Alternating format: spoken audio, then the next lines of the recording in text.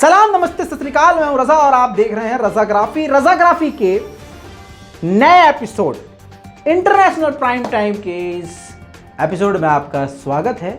International prime time का मतलब यह है कि दुनिया की बड़ी बड़ी खबरें एक ही रिपोर्ट में आपको दे दें।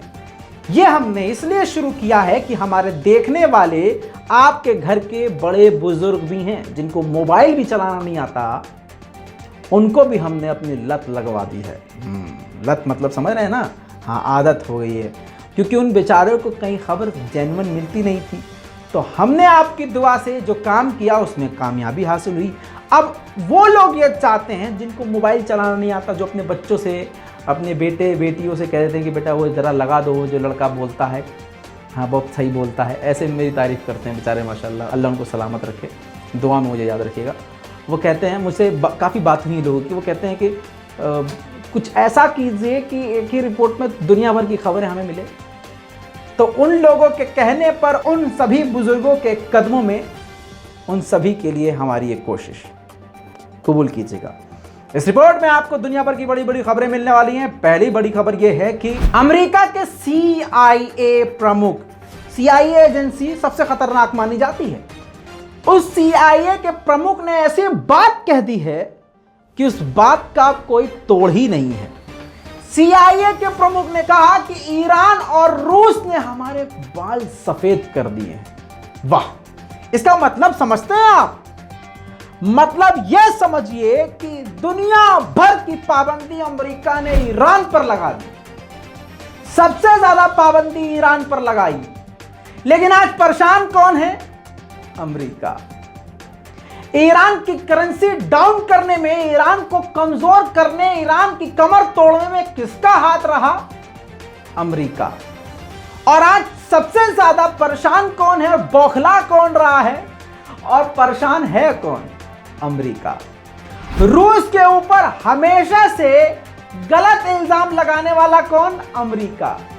रूस के ऊपर पाबंदी लगाने वाला कौन? अमेरिका। रूस के हथियारों से बौखलाने वाला कौन? अमेरिका। और डर भी कौन रहा है? अमेरिका। यही है सही रास्ते और न्याय पे रहने की ताकत। समझिए इस बात को। CIA के प्रमुख विलियम बर्नर्स ने कहा कि सन 2000 में मैं अमेरिका का राजदूत था रशिया में, और इतना तनाव था जिसकी वजह से मेरे बाल सफेद हो गए, और जो कुछ मेरे टकले पे बचे थे काले काले बाल, वो तब सफेद हो गए जब ईरान की 2013 में जनेवा सम्मेलन मीटिंग हुई, तो मेरे सारे सफेद हो गए। दोस्तों, ये रिपोर्ट अब शेयर कर दीजिएगा, सुभान अल्लाह बोलिएगा, रिपोर्ट को शेयर कीजिएगा। दोस्तों, म्यांमार के हालात समझ लीजिए। कौन म्यांमार जिसने चंद साल पहले मुसलमानों का कत्लेआम किया था, सेना के साथ मिलकर वहां नॉन मुस्लिमों ने मुसलमानों को कत्ल कर दिया था, काट दिया था, लेकिन अल्लाह की अदालत में ऐसा इंसाफ हुआ है कि वही सेना अब उन्हीं को मार रही है जिन लोगों ने मिलकर सेना के साथ मुसलमानों को मारा था। अब नया अपडेट ये है दोस्तों कि UN ने रिपोर्ट जारी किया है और बताया है कि ट्रेन को पूरी तरह से अगवा किया और बंदी बनाया, म्यांमार के लोगों को बंदी बनाकर जिंदा जला दिया। अल्लाहु अकबर। ये है अजाबे इलाही, और अजाब भी बहाना ढूंढता है, ये याद रखिएगा, कैसे भी अजाब आ सकता है। डेमोक्रेटिक समिट 2021 के नाम से अमेरिका एक मीटिंग शुरू कर रहा है, जिसको चीन ने टारगेट पर लिया है, और लेगा भी क्यों नहीं, क्योंकि चीन को बुलाया ही नहीं है। 110 देशों को बुलाया, जिसमें पाकिस्तान को भी बुलाया, लेकिन पाकिस्तान ने चीन की मोहब्बत में अमेरिका में इस मीटिंग में शामिल होने से मना कर दिया कि भाई साहब हम नहीं करेंगे। इस पर चीन ने अब कहा है कि अमेरिका का नया ये हथियार है, जी हां, इसको इस्तेमाल करेगा किसी भी एक देश के खिलाफ। वैसे तो अमेरिका ने भारत से भी वफा नहीं करी है। S-400 लेने से इतना बौखला गया है अमेरिका कि वो नहीं चाहता कि S-400 भारत ले सके, पाबंदी लगाने की ताक में है। आगे बढ़ते हैं। चीन की अमेरिका की नाक के नीचे बड़ी कामयाबी, जी हां, ताइवान के मैटर पर चीन को कामयाबी मिल गई है। ताइवान के बेहद करीब मुल्क, जिसको आप पहली बार शायद सुनेंगे, निकारागुआ नाम की एक कंट्री है, उसने ताइवान की मान्यता खत्म कर दी है। ये बहुत बड़ी बात है। अब आएगा मजा। दोस्तों, अगली खबर भारत की तरफ से बड़ी है। भारत ने अपनी ताकत को बढ़ा लिया है, रशिया के साथ मिलकर ब्रह्मोस मिसाइल बना लिए। जी हां दोस्तों, अब ब्रह्मोस, बच्चों के लिए थोड़ा एक्सप्लेन कर देता हूं आपके। वैसे तो मोदी सरकार चाहती नहीं कि तुम पढ़ो बेटा, मेरे मुन्ना, सारा दिन रील्स देखते हो, आड़ी टेढ़ी चीजें देखते हो, रजाई के अंदर घुस के फालतू की चीजें देखते हो, इसलिए कहते हैं कि इन सबसे अच्छा है रज़ाग्राफी देखो, थोड़ा ईमान भी पक्का होगा और नॉलेज भी अच्छी होगी, बिगड़ोगे भी नहीं। वैसे तुम बिगड़ चुके हो, अम्मा अब्बा की सुनते नहीं हो तो हमारी सुन लो, वरना इसी रह जाओगे कहीं। हाँ, फिर किसी भीड़ में जाओगे, कहीं पत्थर फेंक के आओगे, 4 दिन बाद FIR होगी, जेल में डाले जाओगे। इसलिए रज़ाग्राफी देखो, बहुत फायदा रहेगा।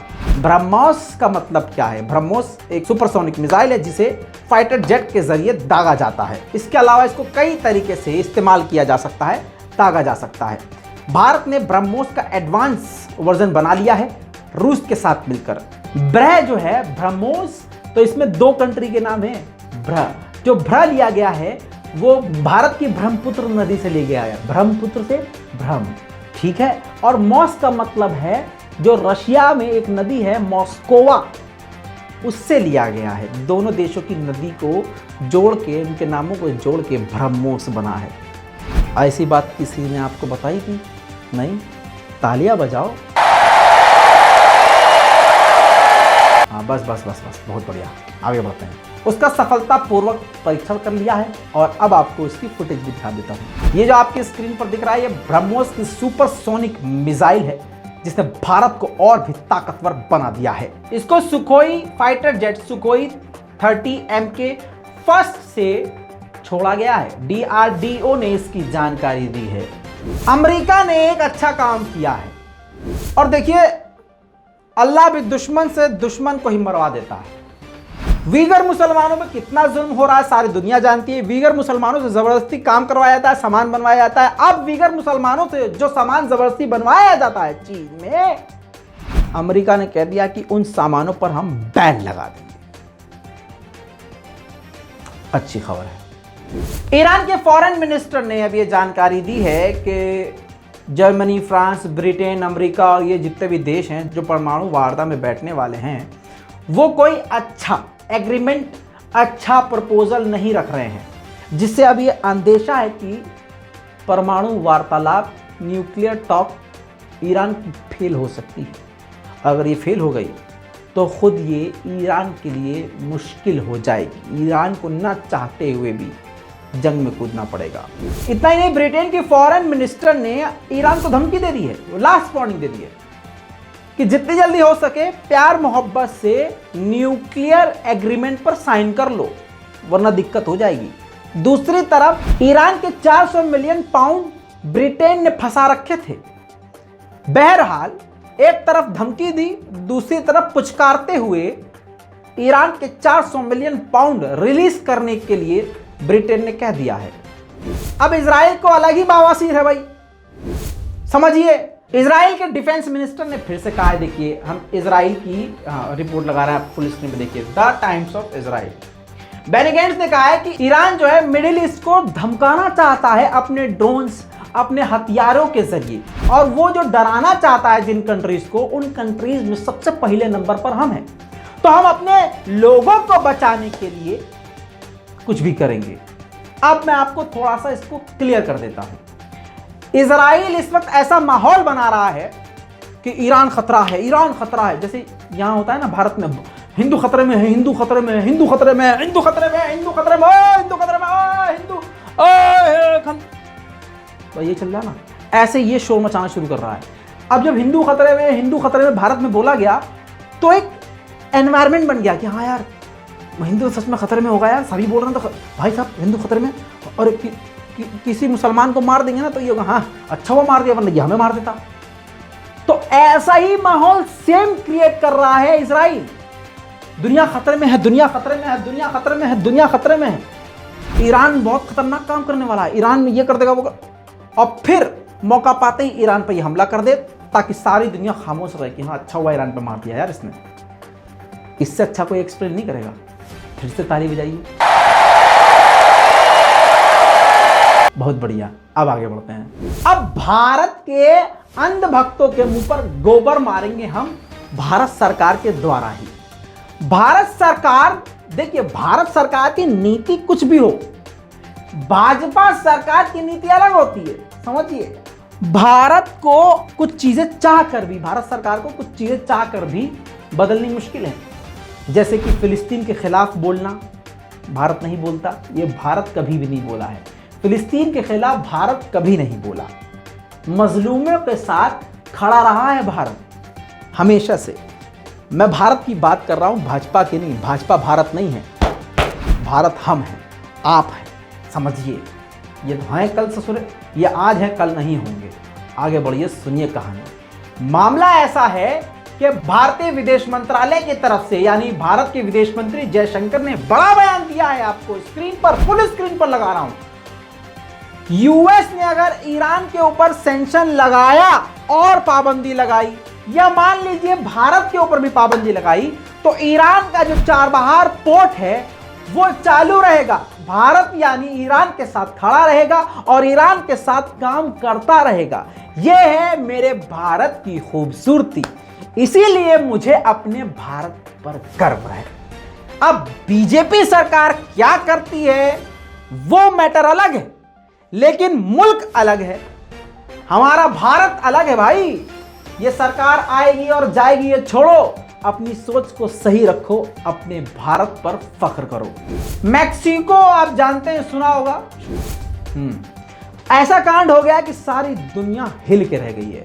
एक ट्रक हादसा हुआ, उस ट्रक हादसे में एक साथ 54 लोग अब तक, जब तक मैं रिपोर्ट बना रहा हूं, मारे जा चुके हैं और सैकड़ों घायल हैं। वीडियो है लेकिन हम दिखाएंगे नहीं, क्योंकि विचलित हो जाएंगे। छोटे बड़े बुजुर्ग सभी देखते हैं। कोई खाना खाते हुए देखता है, कोई फ्री होकर देखता है, कोई माँ बाप के साथ देखता है, कोई छोटे बच्चे होते हैं। तो ऐसी चीज़ें हम थोड़ा गुरेजी करते हैं, लेकिन खतरनाक हुआ है, बहुत बुरा हादसा हुआ है। अब दोस्तों, यूक्रेन को लेकर रशिया भड़क गया और बड़ा बयान दे दिया है। ध्यान से सुनिए। रशिया ने कह दिया है कि यूरोप में परमाणु युद्ध छिड़ सकता है। और क्यों कहा है रशिया ने, समझिए। क्योंकि यूक्रेन को थपड़िया के गिराना आसान है, डरा के धमकाना आसान है, लेकिन आपको बता दूं कि यूक्रेन के साथ अमेरिका लगा हुआ है। बड़ा तुम आगे बढ़ो, हम हैं तुम्हारे साथ। इससे अब भड़क गया है रशिया और सीधा सीधा कह दिया है कि परमाणु युद्ध हो सकता है। और पुतिन कोई हवा में बात नहीं करते हैं, उनको अपने मन की बात कहने का शौक नहीं है। इस पूरी रिपोर्ट पर आपकी क्या राय है? ये प्राइम टाइम आपको अच्छा लगा या नहीं, नीचे कमेंट जरूर कीजिएगा। लाल बटन दबाइए, ये वाला। हाँ, अब जब आप सब्सक्राइब कर लेंगे तो आपको फौरन सबसे पहले अपडेट मिल जाएगा। मैं हूं रजा और आप देख रहे हैं रजाग्राफी। जय हिंद।